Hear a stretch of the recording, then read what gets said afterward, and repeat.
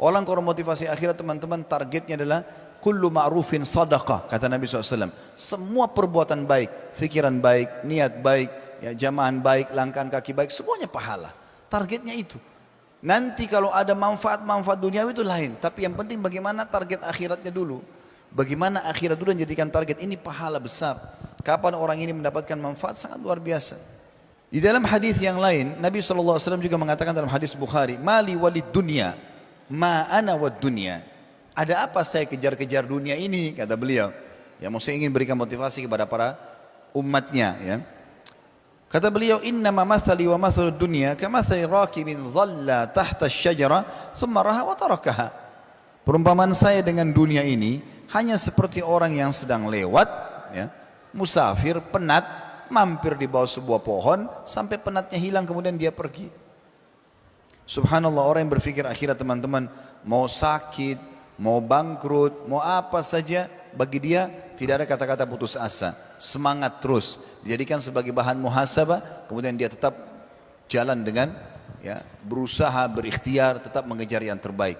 Kalau ada seorang muslim yang faham tentang akhirat, maka dia akan berpikir, oh ini saya bangkrut nih, mungkin karena ada uang haramnya, coba sekarang saya cari uang halal. Pikirannya akhirat beda. Tapi kalau pikirannya dunia, maka dia terus-menerus mengerucut di situ. Kenapa orang ini tipu saya? Kenapa orang ini begini dan begitu? Akhirnya sakit, akhirnya bisa meninggal gara-gara itu. Menghabiskan waktunya padahal tidak ada gunanya. Di dalam hadis qudsi yang mulia, Allah Subhanahu wa taala memberikan gambaran kepada kita bagaimana supaya kita jadi orang kaya dan merasa puas. Dalam arti kata kaya di sini teman-teman, kaya yang dipenuhi dengan perasaan merasa cukup. Karena kalau kita mau ikuti dunia ini tidak akan selesai-selesai. Kita punya satu mobil, kita pengen dua mobil punya 10 mobil, pengen terus menerus, tidak selesai-selesai. Maka kata kuncinya, hadis qudsi, Nabi SAW bersabda, Allah berfirman, ya ibna Adam, tafarraq li ibadati, amla sadraka ginan, wa asuddu faqrak. Wahai anak Adam, kata Nabi SAW, Allah berfirman, wahai anak Adam, lowongkan waktumu untuk beribadah kepadaku. Azan, hayya ala salat, hayya ala falah, salat. Ada waktunya puasa, puasa. Waktunya baca Quran, baca Quran. Silaturahim keluarga, bakti orang tua, bantu sesama dan seterusnya. Ya. Maka aku akan penuhkan dadamu dengan kekayaan. Selalu merasa semua ini cukup bagi dia. Dan aku akan menutup semua sifat atau kemiskinanmu. Wa illa taf'al, kalau kau tidak lakukan itu, tidak ada waktu untuk ibadah, maka mala'tu yadaika syughla. Aku akan padatkan kedua tanganmu dengan kegiatan-kegiatan yang membuat kau sibuk, tidak selesai-selesai. Walam asuddu faqrak, dan aku tidak akan pernah menutup kemiskinanmu. Di dalam hadis yang lain, mirip dengan ini hadis riwayat Ahmad juga dan hadis Ibnu Majah, kata Nabi SAW, man kanatid dunya hammuhu atau hammahu farraqallahu alaihi amrah. Barang siapa yang dunia saja targetnya, tidak ada urusan akhirat. Tadi saya kasih contohnya, selalu kalau ada orang minta tolong, saya dapat manfaat apa? Saya dibayar berapa? Tidak ada urusan akhiratnya. Dunia saja, maka Allah akan memecah belah perkara-perkara hidupnya. Jadi akan banyak kesibukan yang tidak selesai semuanya. Ini enggak selesai, itu enggak selesai, ini enggak selesai. Wa ja'ala faqrahu baina ainai, dan Allah akan berikan kemiskinan di depan matanya. Selalu enggak cukup. Biar badannya sehat, kendaraannya sudah ada, istrinya sudah ada, suaminya ada, anak tetap kurang. Maka Allah jadikan kemiskinan di depan matanya. Walam ya'tihi minad dunya illa ma kutibalah, dan tidak ada yang sampai kepadanya dari dunia kecuali apa yang sudah dicatatkan untuknya. Wa man kanatil akhiraniyatuhu, siapa yang terbalik akhirat targetnya, jama'allahu amrah, Allah akan menyelesaikan perkara-perkara hidupnya. Ini dia kerjakan, finish, selesai. Ini selesai, ini selesai, tuntas semua. Wa ja'ala ginahu fi qalbihi, dan Allah akan tanamkan rasa kaya dalam hatinya. Semua cukup bagi dia. Wa atathu dunya wa hiya ragimah, dan pasti dunia akan datang kepadanya dalam kondisi terhina. Orang kalau targetnya akhirat, Allah datangkan dunianya dengan sendirinya. Seperti pepatah mengatakan, kalau kau kejar dunia, akhiratmu luput. Tapi kalau kau kejar akhiratmu, duniamu akan ikut. Jadi kalau targetnya akhirat, dunia akan datang sendiri. Tapi kalau targetnya dunia, akhiratnya akan hilang.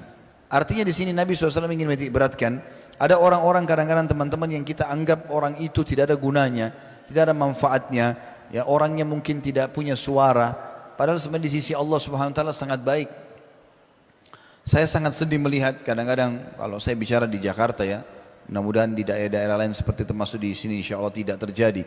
Tapi saya melihat depan mata kadang-kadang kalau lagi pergi pengajian dari pengajian, kalau padat sekali jadwal saya biasa pakai motor, maka saya melihat dari pengajian kadang-kadang azan duhur, saya mampir di masjid dekat jalan, pinggir jalan.